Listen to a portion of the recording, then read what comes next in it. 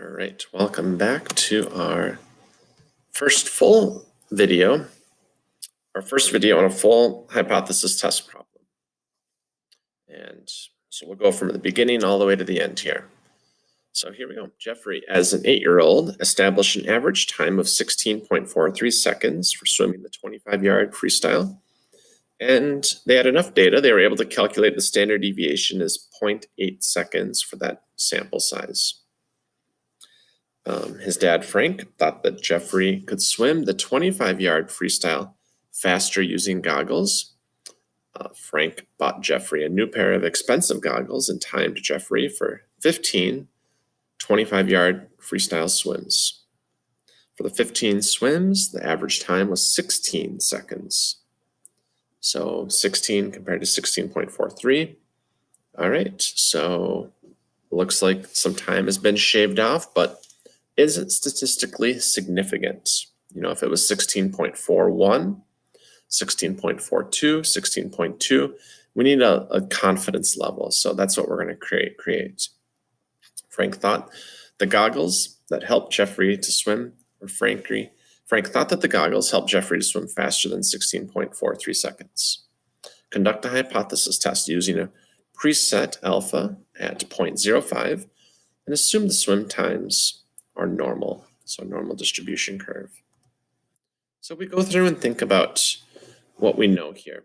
And we know this is a normal distribution curve, looking at one group of data, and the variance is known. So this is going to be a sample z-test. And think back a few chapters ago, we calculated these air-bound means. So we use that z-score. Then we use the standard deviation over the sample size. We're going to be doing a similar thing today.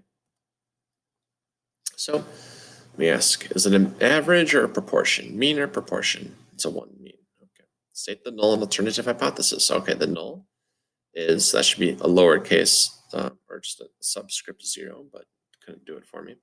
So the mean is 16.43 seconds.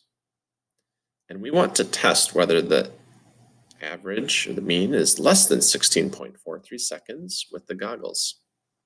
Is this a right-tailed test, left-tailed, two-tailed? Well, this would just be left-tailed because we just want to check the bottom end. We want to see if the swimmer saved time. What symbol represents the random variable for this test? X bar represents our random variable. To find the random variable, the average time is seconds for the 25-yard freestyle. And if the population standard deviation is known, what is it? 0.8 seconds. They give that to us in the problem. So we calculate the following. The X bar, the average from our person swimming, is 16. They give that to us. You know, if they gave you the data of all the swims, you could calculate this too. They give it to us. And we know the sample size is 15. And we're going to use a z-test because the population standard deviation was known.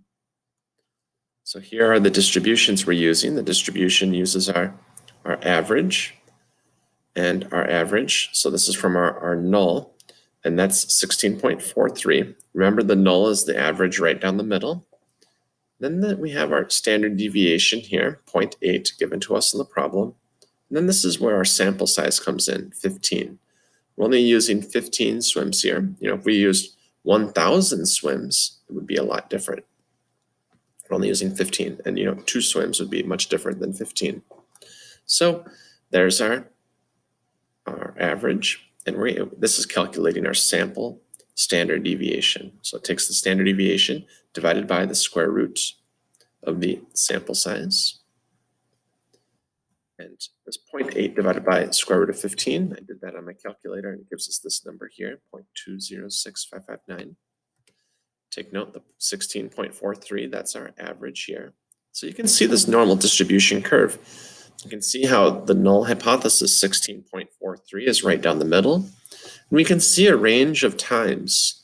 Notice as the times get further away from the average, or the 16.43 or null, they become more rare. So we wanted to find if this person at 16 seconds if that was statistically significant. So we go to 16. So I went to below. Obviously, we have our choices above, below, between, or outside. Went to below 16. So I want to find what's the probability that we're below 16. So that tail is 0.0187. So the chance that our swimmer would be at 16 or below is 0.0187. So very small chance, about 2% chance that they would be in that region. So therefore, we take that number, we compare it to our alpha at 0.05, and it is less than our 0.05. So therefore, we are far enough into the tail region that we reject the null hypothesis. The reason is P was smaller than alpha. And here's our conclusion. These conclusions all kind of look the same too. At the 5% significance level, so that just depends on what your alpha level is, there is sufficient evidence to conclude that the true mean time in the 25-yard freestyle race is less than 16.43 seconds.